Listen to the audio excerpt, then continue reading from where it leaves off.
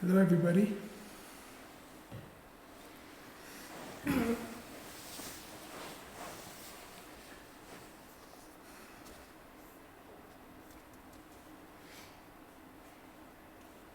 still finding out what a workshop is. Now, you all know what a workshop is, but I don't do such a thing usually.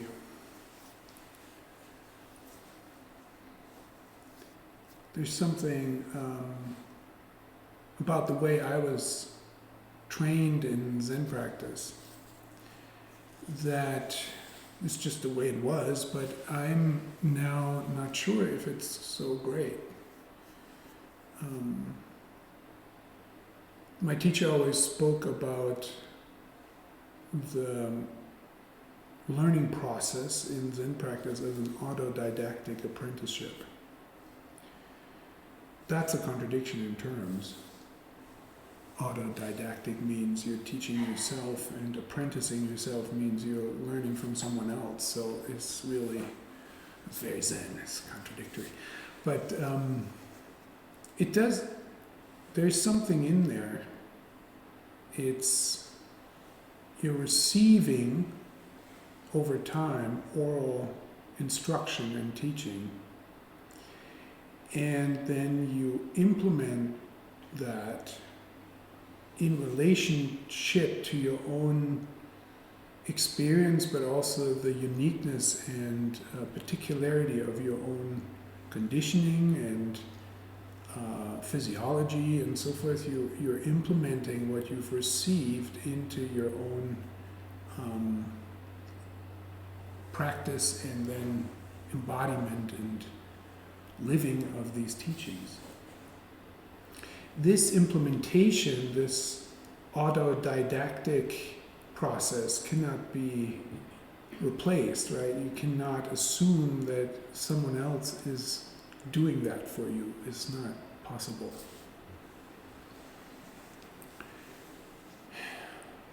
But in the way I was trained is like there was a lot of emphasis on figuring it out on your own. The detail of it, the transformative aspects of certain teachings were left to be discovered on one's own. And this is, sometimes I have a feeling that is also a very non-Western approach of separating the wheat from the chaff. Like if a student is not able and willing to figure it out on their own, they're just kind of left by the wayside. It's like, it's not, you can't help this person, they're not figuring it out.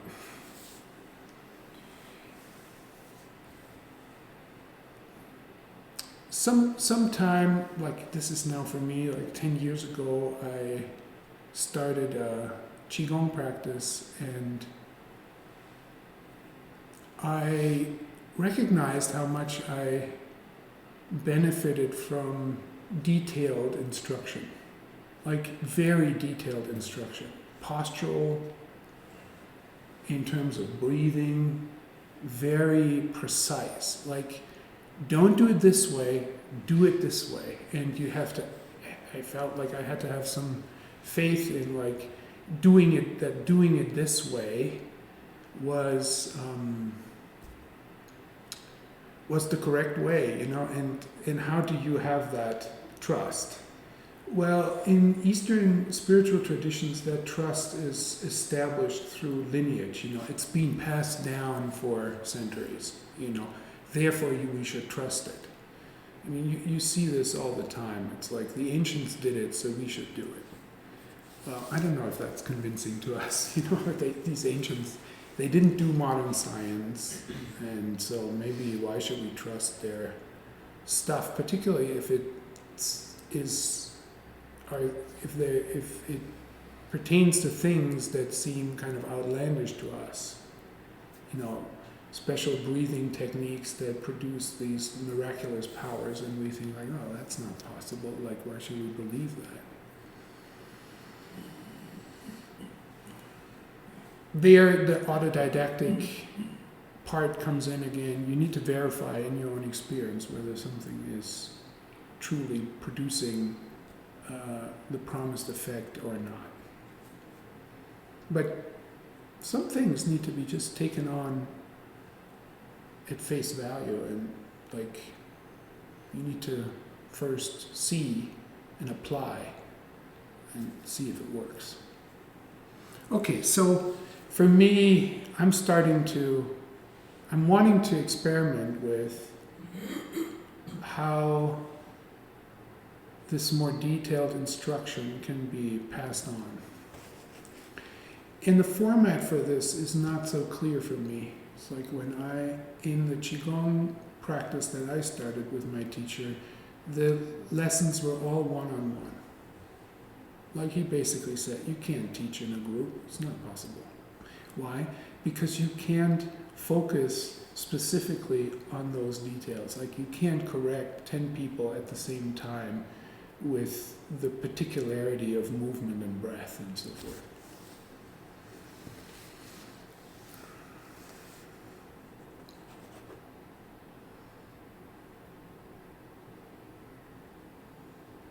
So anyway, I'm experimenting. This is just a kind of prelude where I'm saying I'm experimenting. So I've invited you into this experiment. I hope that's interesting enough. Now, if we the last workshop I did was on posture, and posture will play into today's topic as well, because we can't really fully conceive of breath divorced from posture. It's like they're very intimately related. But anyway, our focus today is on breathing. And maybe it's useful to just make clear to ourselves, conceptually and also experientially,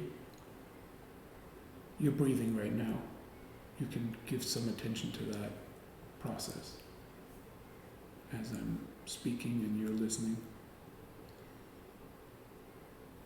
That the breath is the most vital nourishment that we receive to stay alive.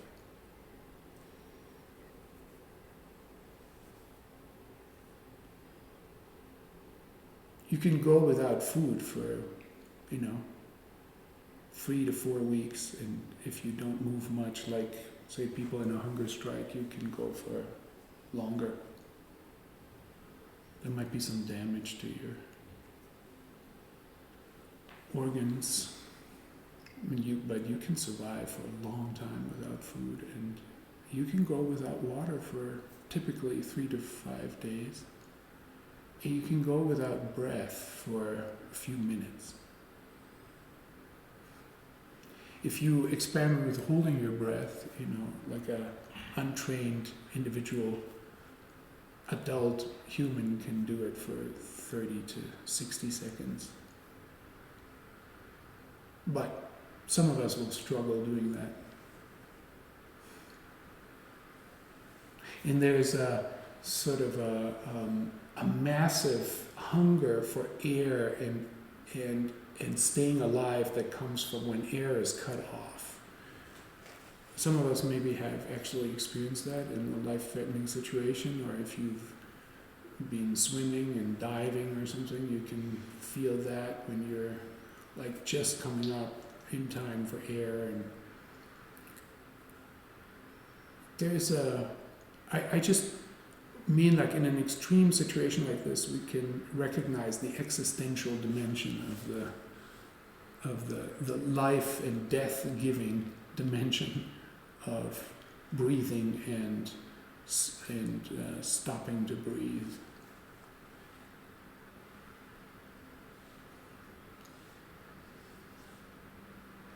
There's a story that was told to me, which I could never verify because I don't find a record of it, but there's a Zen monk called Claude Engine Thomas. He's American, and he's a Vietnam vet, and he had a lot of war trauma and healed himself through Buddhist and breath practice. I don't know if he would say there is complete healing. I don't know. I met him once at a conference, and he was talking about his still sleepless nights, and he's just accepted those to persist, and he's not so worried about them anymore, but the trauma somewhat continues. But supposedly somebody asked him, like, what is the most important thing in life, or something like that, and then he covered this person's nose and mouth and cut them off from breathing. Like there was no more explanation given.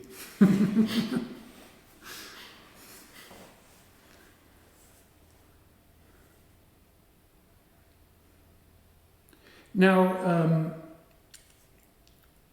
there's probably many dimensions of breath that can be looked at. I want to just mention two right now that I think play into probably our interest, and they are interrelated, but maybe we can separate them. Health and well-being on the one hand, and spiritual development on the other.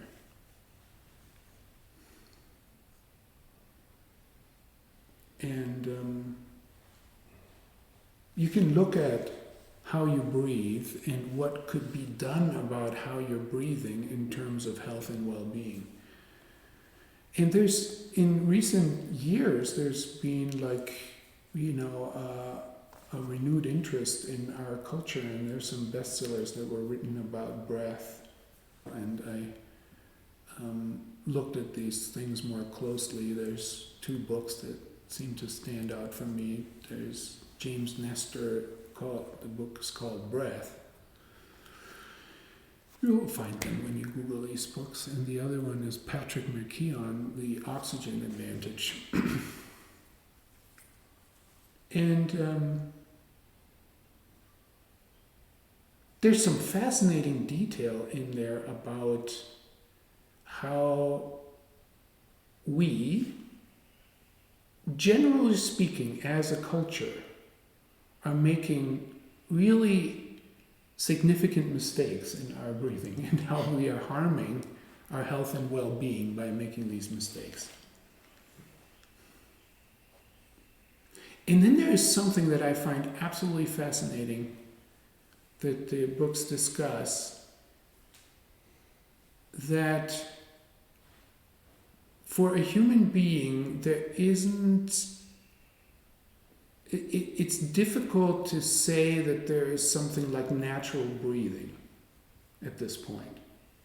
So animals breathe naturally, and human beings, we'd have to say, I mean, it depends on what you understand by natural, but let me unfold it in these terms. Like, human beings can't really breathe naturally anymore because the process of civilizations has actually altered our anatomy. The process, the beginning of ingesting cooked soft food that has changed chewing, and the jaw has shrunk, the oral cavity and the airways have been constricted, and so we suffer from nasal congestion and from like crooked teeth and tongues that don't fully fit into our mouth anymore, and so forth. It's unbelievable.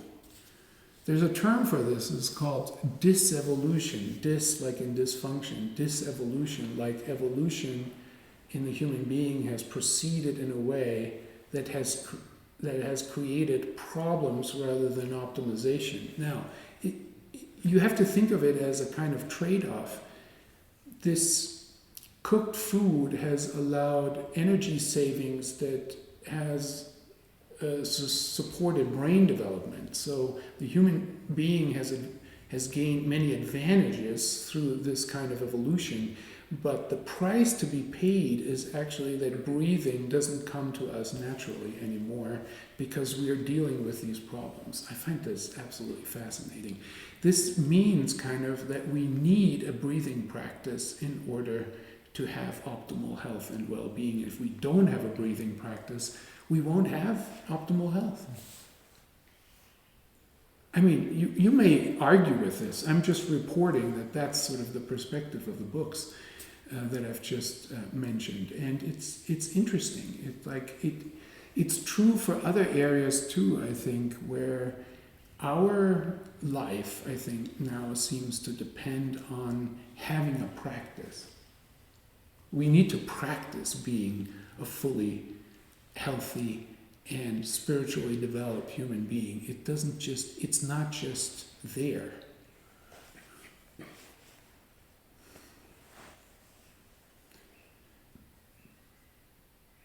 You know, people have a meaning crisis these days, right? Like there's a crisis of meaning. People start talking about this. It's like, if we understood this more fully, then it would become clear like what is necessary for us to have a meaningful life. We need to have a practice of how to be a human being. And it includes breathing, the most vital function of our life. Anyway, I think it's worth contemplating. Now, to summarize sort of what healthy breathing is, according from this perspective that is supported by science, but a science that has been, like there's been pioneers who have discovered these things, but they've been largely ignored by the mainstream for a long time. And at the heart of it is what can be called the oxygen paradox, which I think is interesting, and I'll just mention it in a very, casual, sort of abbreviated version. We all understand that oxygen is very important for our life. So we need to take it in. If we don't take in enough oxygen, we have all kinds of problems. It's necessary to have oxygen for metabolism. And so you would think that taking in a lot of oxygen is beneficial. So if you take a big breath, it should be beneficial. If you take in a lot of oxygen, it should be beneficial. People are being, have oxygen bottles and take in a lot of oxygen, or, you go into high altitude and you give yourself oxygen. All this, comes from this impression, right, that, oxygen is a good thing.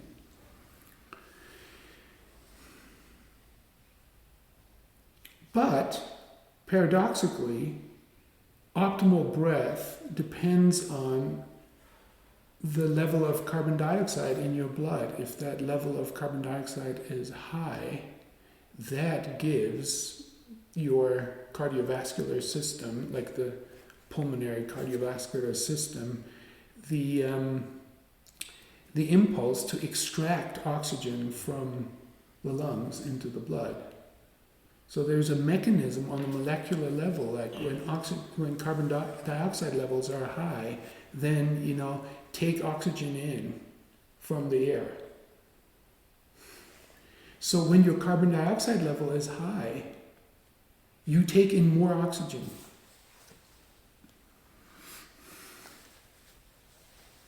So what is concluded for the practice of breath from this is that it's important not to breathe too much, that breathing less is healthier.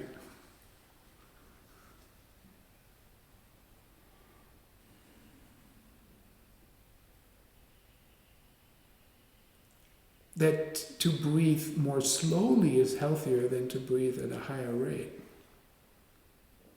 That to breathe more deeply is healthier than to breathe shallowly, like from the chest. To breathe from the abdomen is healthier than to breathe from the chest. And, maybe this is all clear to us, that to breathe through the nose is really important.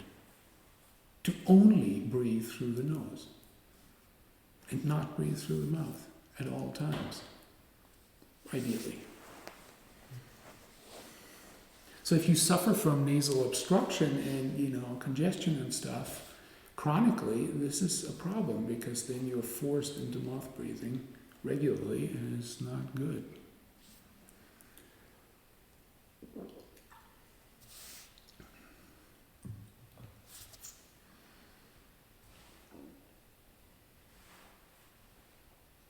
I've read that the optimal rate of breath, and we can experiment with this at a certain point after I give this little introductory talk, the optimal rate of breath is 5.5 seconds per inhale and exhale. So this is like, 5 to 6 breath cycles per minute?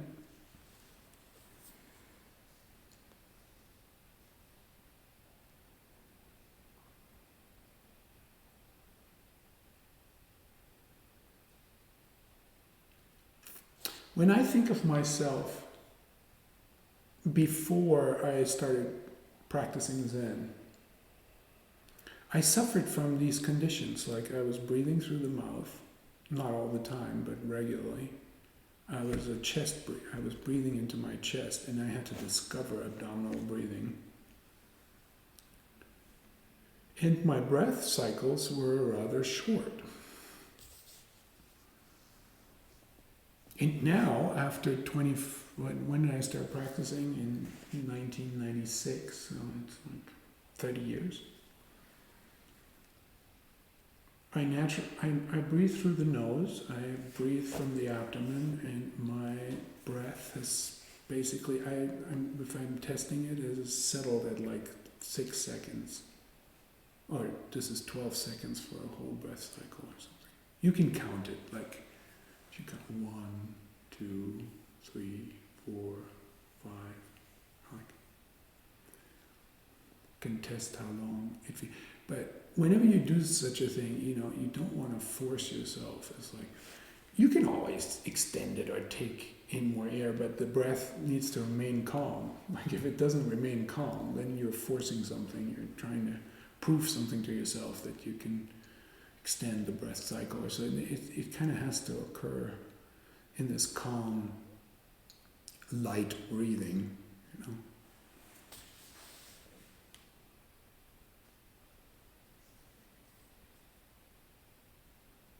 Okay, so let's switch to spiritual development. I've always found it fascinating, ever since I've got my first instruction, to bring attention to breathing, to the sensations of breathing. I've always found it fascinating why this would be so important. It's important in all Eastern spiritual traditions. It's like there is no Eastern spiritual tradition that doesn't emphasize breath practice. It just doesn't exist. You find that in yoga practices that are associated with Hinduism, in Taoism, in Taoist practices, in Buddhist practices. It's like the breath is considered like a centerpiece of this development. And in the West, it's not like that so much. But when you look at the religions, they all, and our philosophy and our words, this sort of, it's all there. The word spirit comes from the Latin word spirare, which means to breathe. The word psyche, the Greek word for soul, is related to breath. In the Bible,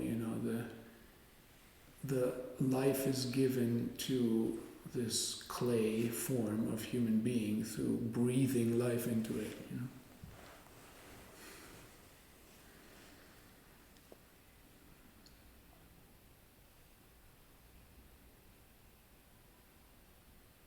But but what this is, what this connection is, needs to be discovered by each of us in a process of directing attention inward to the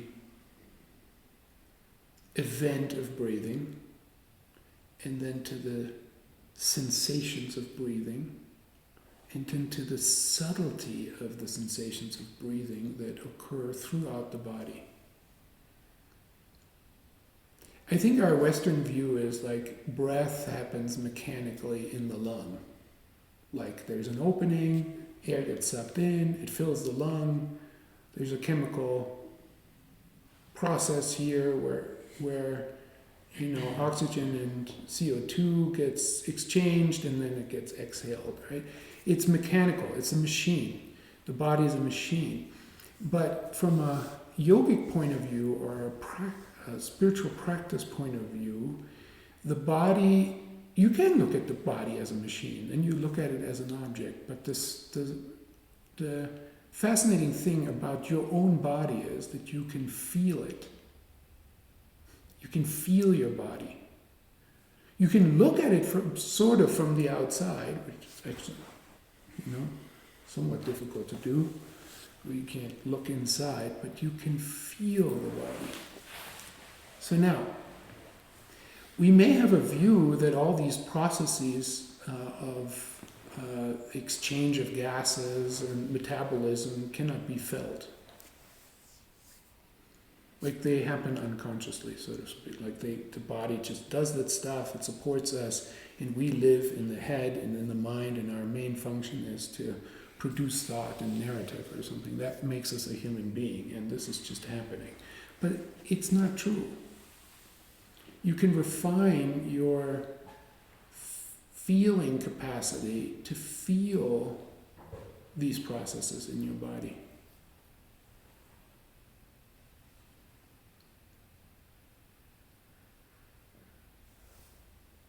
And how do we feel it? Like we feel it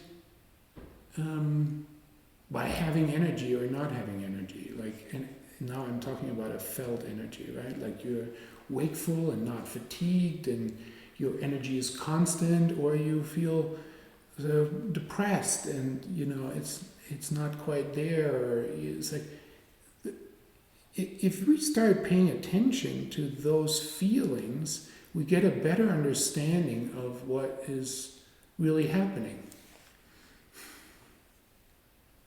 From a physical or physiological point of view, we could examine that and you can get measurements, right? You see how people are now wearing rings that give them all kinds of measurements, health data about themselves. Woo-hoo. That's cutie.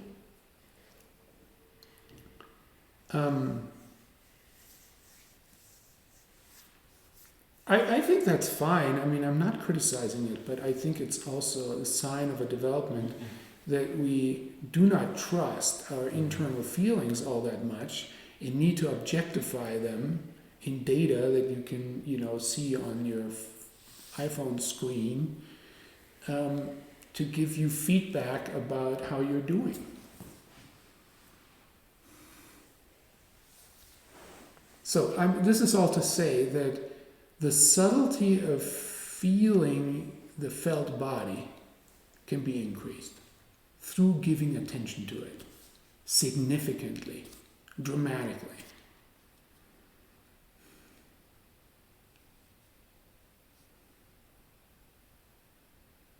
A different way to collect data.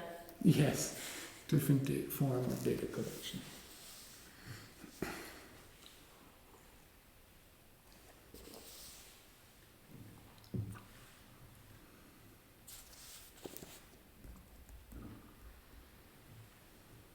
Now, the point of spiritual development, I would say, is not to perfect the breath.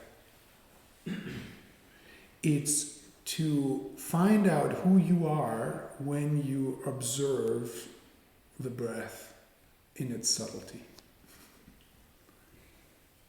How is your sense of self changing when you observe the breath? This is the spiritual dimension of breath practice. Does that make sense?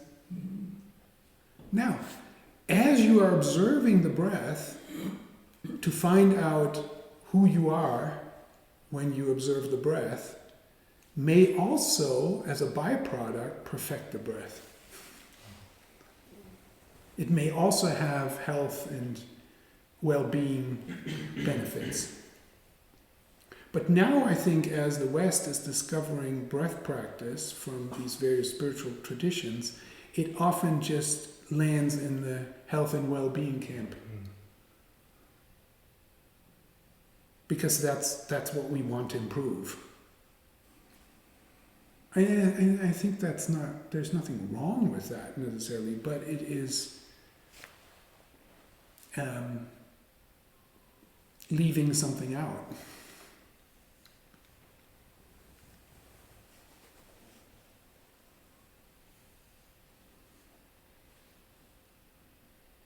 Okay, and then to conclude this talk, I'd like to mention three, what I know most about and what I can share best is the Buddhist tradition and how that has translated into Zen practices, and Zen is a kind of amalgam,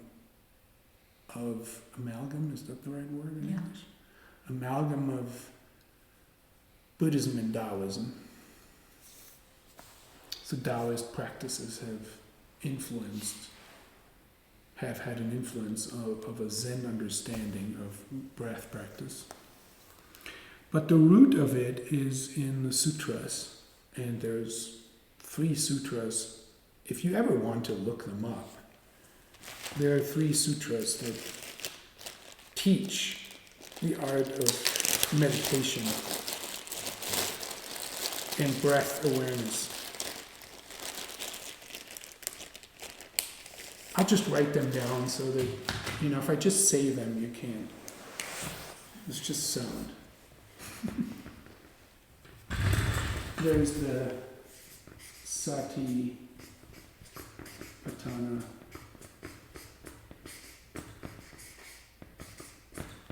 Sutra or Sutta. Sati is ordinarily translated as mindfulness. And Patthana means foundation. So it's the foundation of mindfulness sutra. There are 4 foundations. And breath is one foundation, and body is one foundation, and mind, and the dharmas, which maybe let's say the contents of mind. And then there's the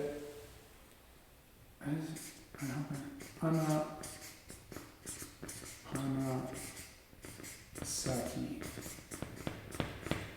Sutra, and that means inhale, exhale, mindfulness.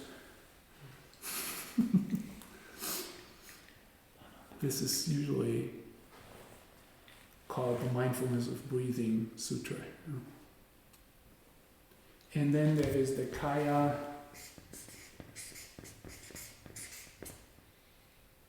Gata Sati Sutra. Kaya means body. Gata, if I remember this correctly, means directed toward. This means mindfulness directed toward the body. Sutra, so it is the mindfulness of the body. Mindfulness of the body, mindfulness of the breath, and the foundations of mindfulness that actually include breath and body. So these are the 3 main sutras that talk about how to meditate and how to practice mindfulness.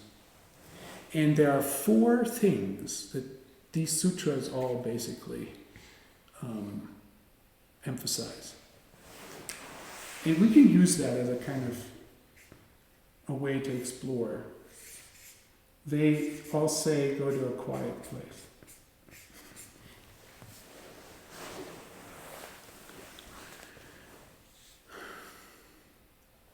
And then they say, invite the spine.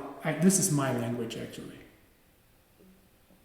I speak about invite the spine into uprightness. So let's call it upright.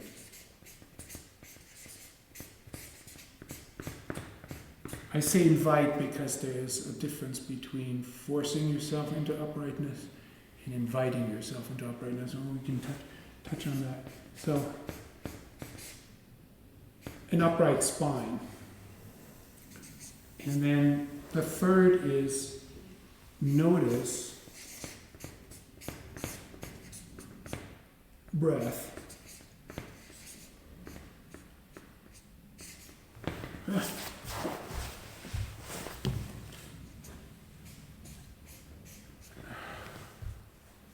At the front of the body.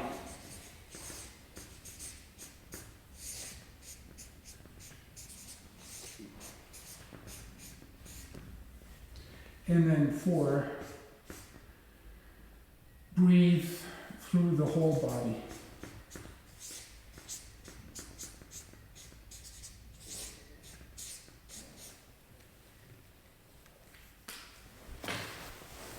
Those 4 aspects are present in all these instructions.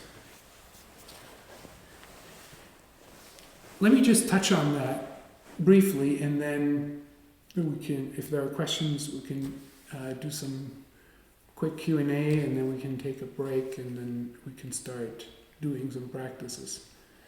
But when the sutra says go to a quiet place, they mean in the forest, go to a quiet place in the forest, or for us it means, go to the zendo, or it means, you have a room where you're not going to be disturbed. Right? And that's the external quiet.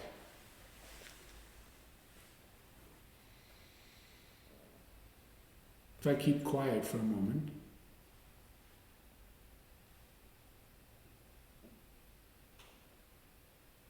it's remarkably quiet up here.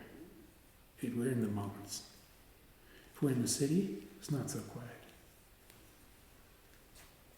Now, but the thing that I want you to start paying attention to, you all know this on some level, right? Like I'm just going to make it conceptually clear.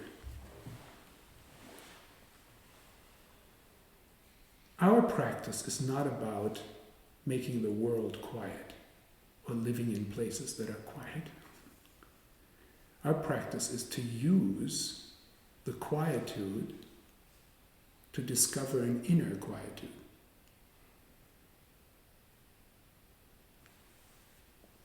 So right now, even just in the pauses between my words,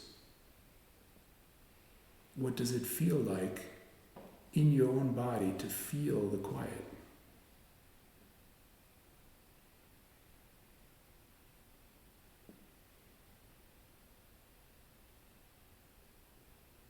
When you go to a quiet place in your own mind, now I'm saying, the first thing you notice is what is not quiet.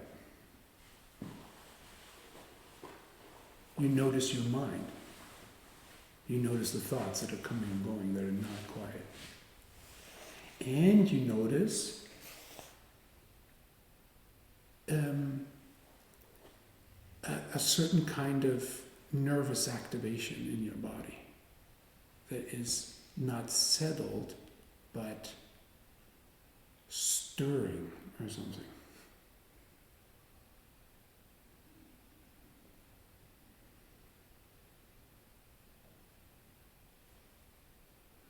But it's like it's necessary to feel under, past the thoughts and past the stirrings in your, nervous system or physiology into something sort of beyond that.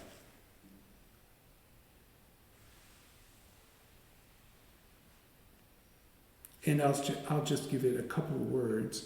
For me, there's a kind of heaviness. It's like, it's heavy. It's like, that, I don't know, that comes from giving the body over to gravity. But I'm talking about a feeling, right? In a shimmer, a presence. Kind of felt. I call it, I'm right now calling it a shimmer.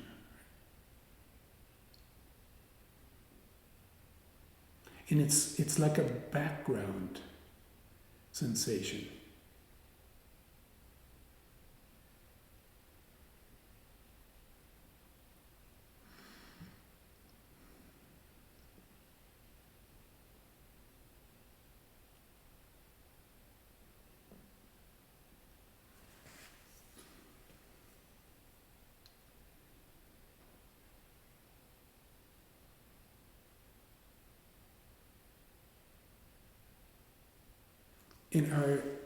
In our job, if you let me say it that way, our job as meditators is to discover this quiet place inside and to stay there.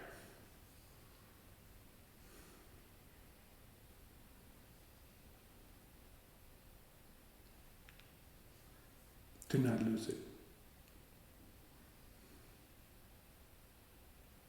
And you will lose it. Life is disturbing. Lots of stuff going on, and it pulls at us, and it drags our attention, and draws it, and we attach and all that. And this is all a discussion that you have in Buddhism and so forth. And it's about, then practice is about returning there to this quiet place and staying as much as you can.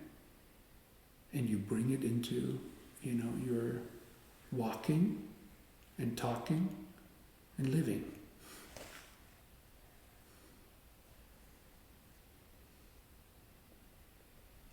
Just a quiet place. And then there is the upright spine. Inviting the spine into uprightness. I will talk about that. You've heard me speak about this before, and I'll say a little bit. We can do a bit of walking through posture later this morning. So how it is related to breath is, if the body isn't upright, if it isn't stacked well, in order to let gravity just work on it. Like, if you build a building, a skyscraper, if you build it like this, you have to, in order for it not to fall down, you have to put a lot of concrete on this side. And if our spine is not in a natural position of uprightness, our muscles will have to, that would be the analogy to the concrete, they have to work hard to keep us upright or not falling over, and this shows up as tension in our body, and when you sit you feel tensions in various places, shoulders, neck, or typical lower back, middle of the back. It's and then there are emotional things layered into it, contractions and so forth. Now, the spine stacked well allows, the way I like to feel it in my own body is, allows the musculature and what is around the musculature, the connective tissue, the fascia, to sort of melt around the bones and relax. And without that relaxation, our practice doesn't reach any kind of depth.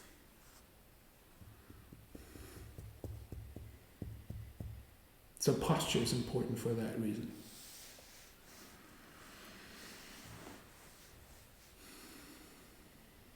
And the breath can be at ease when it's not laboring to sustain all this tension, but is actually can settle because the tension eases out of our body.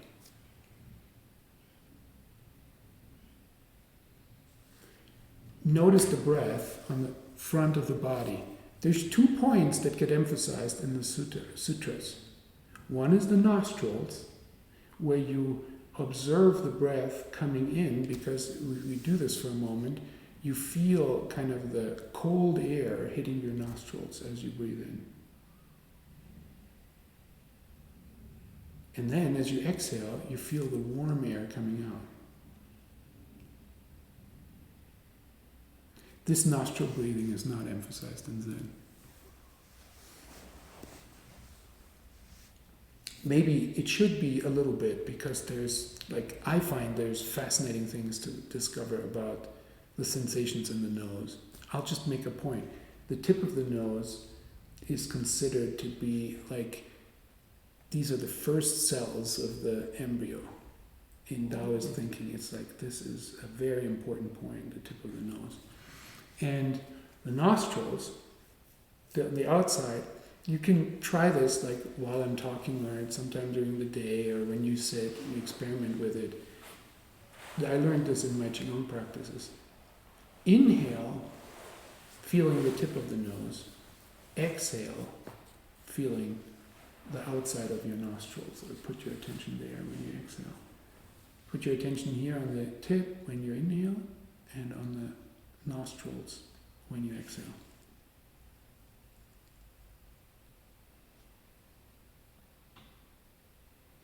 And I'll just give you a little hint.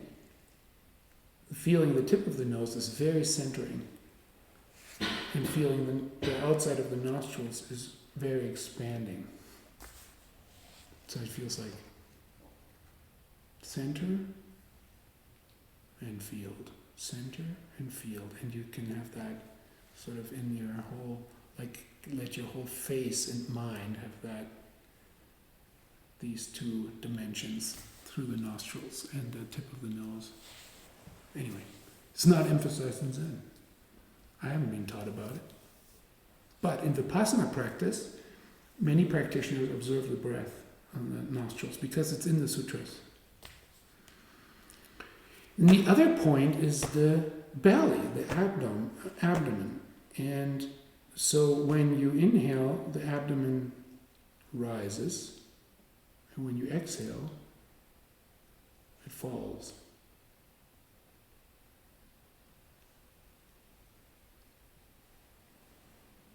And to observe the breath, and this is very much what is emphasized in Zen practice. You can put your hand there.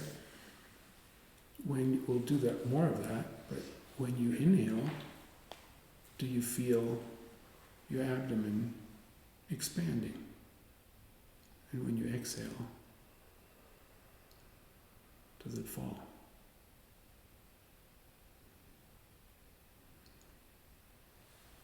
Okay, so this is observing the breath in the front of the body, either here or here. And then, this is the most ignored statement, it seems to me, in the sutras. To breathe through the whole body. And this is, in a way, this is what I want to explore with you today, what that means. What it means to breathe through the whole body. And we kind of have to build it to really understand what that means.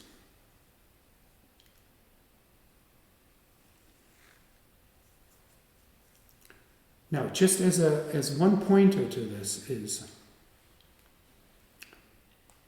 the oxygen that comes into the lungs with each inhale, right? That gets into the alveoli, the little, what is it?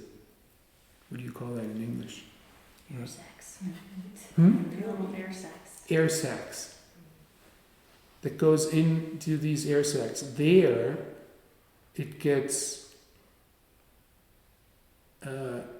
sent into the bloodstream, right? There's like little arteries and veins that are around the alveoli, and then the exchange happens. Carbon dioxide goes back into the lung, and the oxygen goes into the blood. And then this oxygen gets sent to every cell in the body. Every cell. So, physiologically speaking, the whole body is breathing, right? The whole body is involved in the exchange of oxygen and carbon dioxide. Every cell, not one excluded. And we can begin to feel that, to be energetically sustained by the breath. But that means you need to sort of let attention travel into each part and detail of your body. And not just observe it at the nose or at the abdomen. This is only the beginning.